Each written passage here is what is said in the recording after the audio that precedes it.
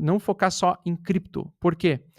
Porque se você focar só em cripto, você vai perder os 2 pontos de enriquecimento geracional desses próximos 10 anos, na minha opinião, que é Bitcoin, 112, é aquilo que eu comento, ele vai ficar nesse lenga-lenga ali por um tempo, vai para 112, volta para 108, vai para 112, volta para 108. Vai ter algum momento em setembro que ele vai para 116, vai para 102, 116, 102. Então, ele vai provavelmente ampliar a movimentação lateral, tá? Vai deixar ele com um pouco mais de volatilidade. Toda vez que o mercado sobe, ele sobe com menos volatilidade. Toda vez que o mercado cai, ele cai com muita volatilidade. Então eu sempre falo o seguinte: operar a queda do mercado é muito mais difícil emocionalmente do que operar a alta do mercado. Por quê? Porque quando nós estamos em tendência de alta, o mercado geralmente ele fica em acumulação assim e continua subindo. E quando ele sobe muito bem. Quando a gente está em tendência de baixa, ele é muito mais volátil. Então, por exemplo, uma alta do mercado cripto é mais ou menos assim, ondas assim, tá? Esse seria um cenário de é assim que o preço anda em alta. Quando ele anda em queda, ele anda geralmente assim, ó.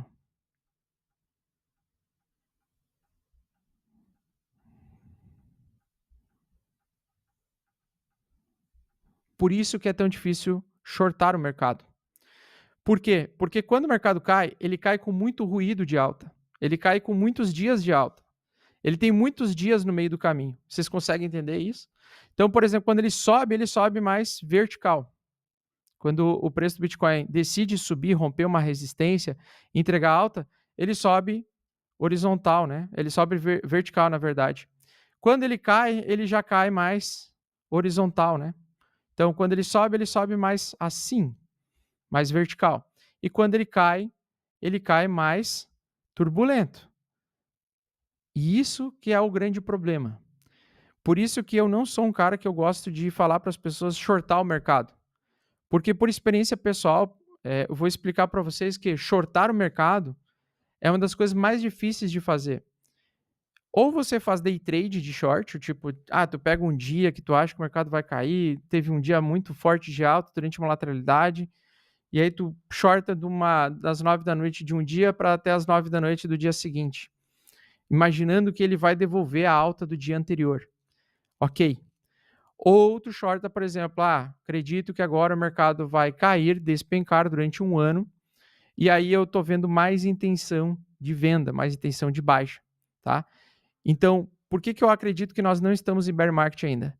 Porque a gente ainda não teve características de reversão majoritária de tendência.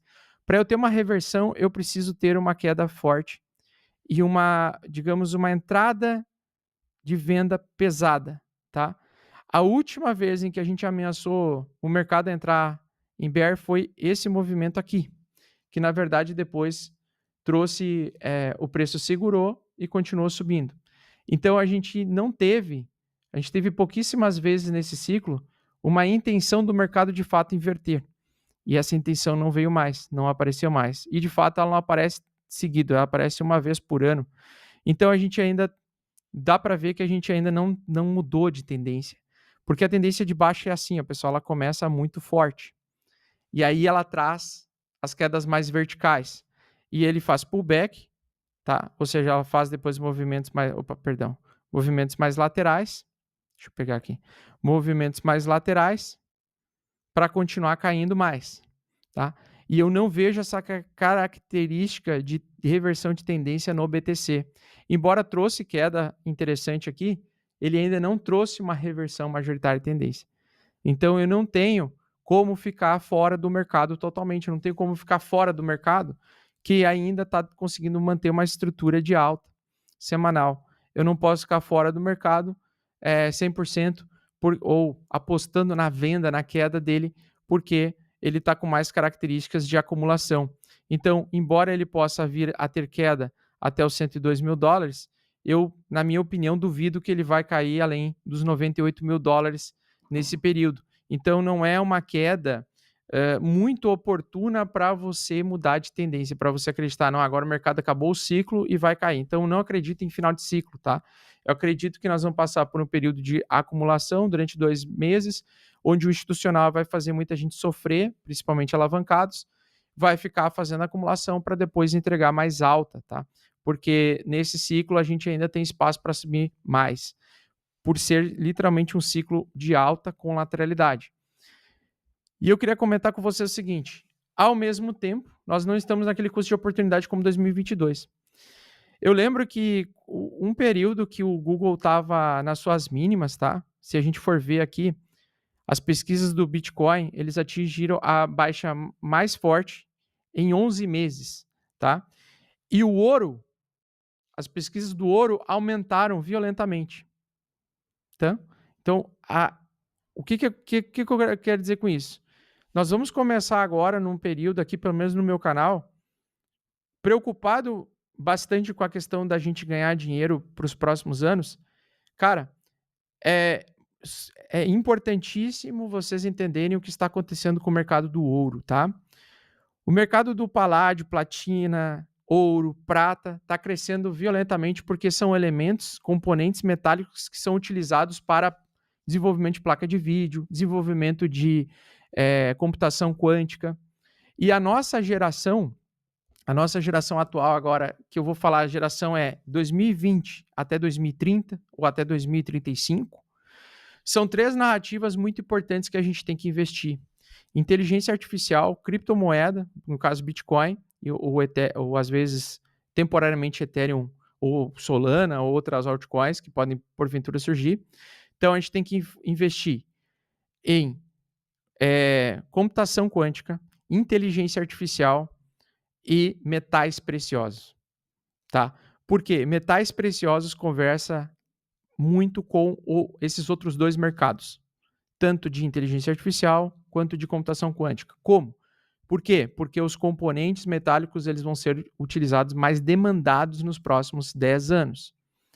Então, por exemplo, é importante a gente entrar numa fundamentação de não ser só cripto,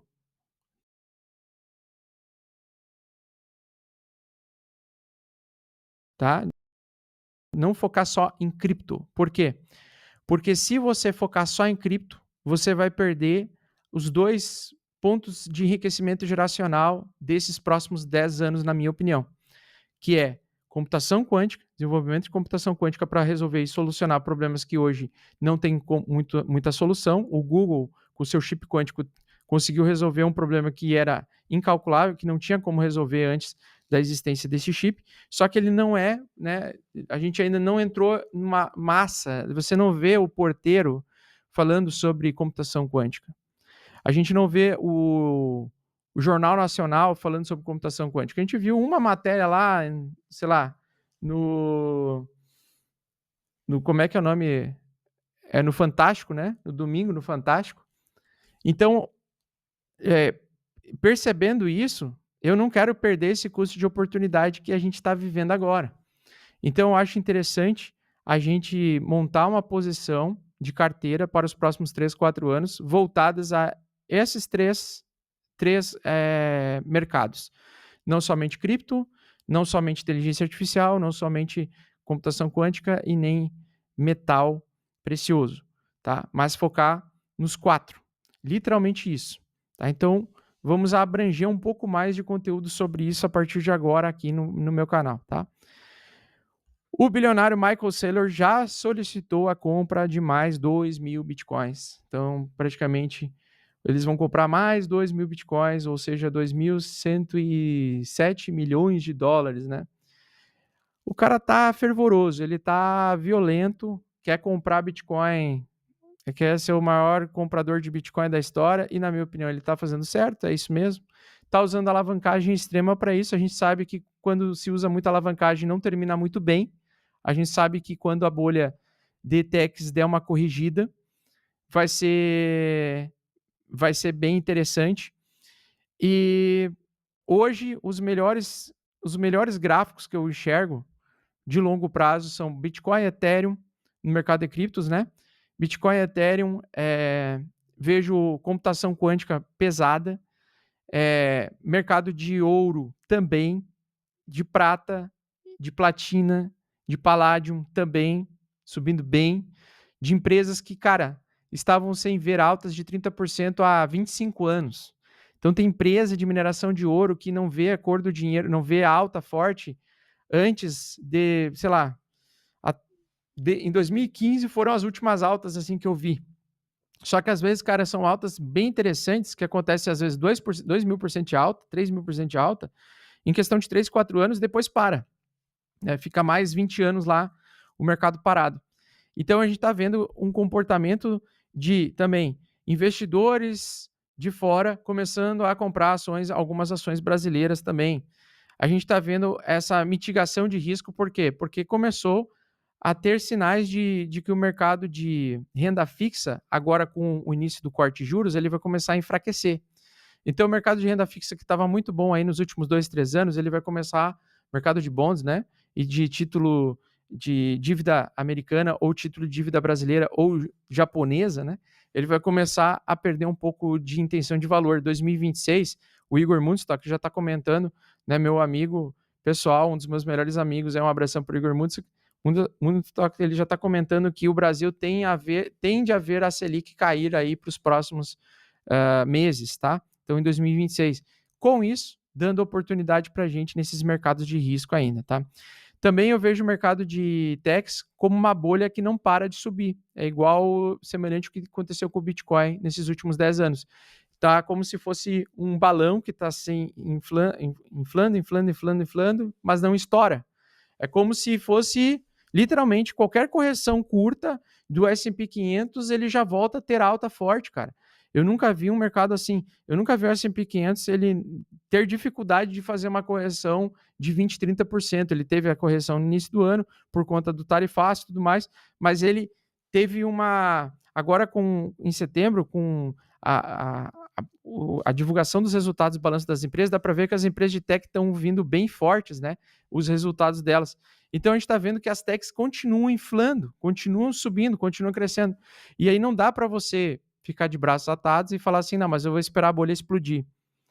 Tá, mas e quando é que a bolha vai explodir? Pode ser que passe mais 10 anos ela inchando e não explode e você não tem, você deixa aquele teu dinheiro parado para fazer o quê? Para investir porra nenhuma.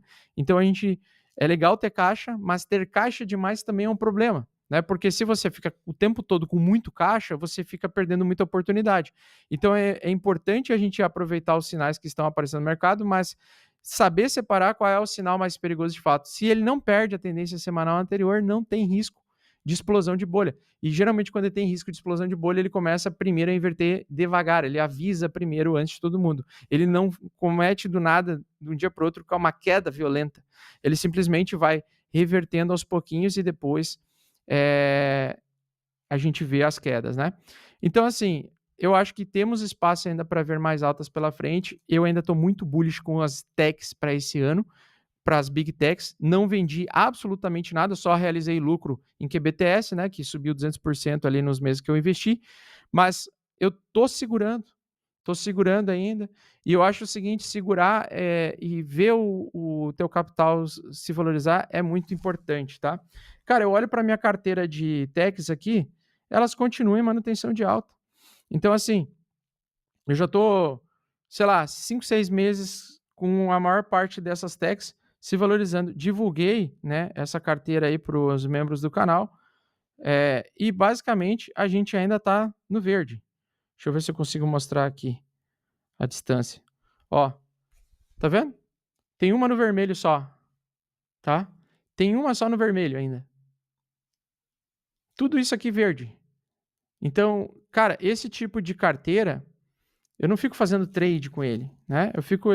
Claro, eu realizo lucro, né? Realizei lucro porque o ativo subiu 100%, é quase obrigação você realizar lucro e ter caixa, usar esse teu lucro realizado para ter caixa para caso daí o mercado perca essa tendência semanal.